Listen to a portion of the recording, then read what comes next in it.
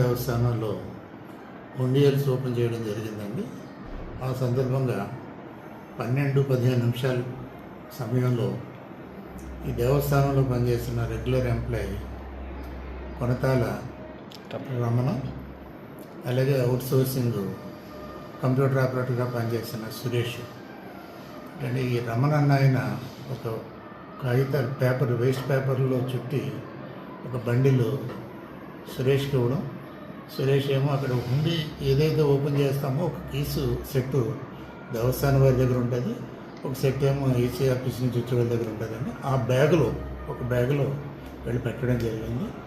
అది నేను చూసి వెంటనే మా అసిస్టెంట్ ఎగ్జిక్యూటివ్ ఆఫీసర్ని వెళ్ళి చెక్ చేయమంటే అందులో 111 500 నోట్లు అందులో ఉండడం జరిగింది. ఇమ్మీడియట్గా పోలీస్ కంప్లైంట్ ఇవ్వడం, ఆ నోట్లు ఏదైతే ఉన్నాయో విత్ నెంబర్స్తో పోలీస్ కంప్లైంట్ ఇవ్వడం జరిగిందండి. అలాగే రెగ్యులర్ ఎంప్లాయీ కాబట్టి అతన్ని ఇమ్మీడియట్గా సస్పెండ్ చేయడానికి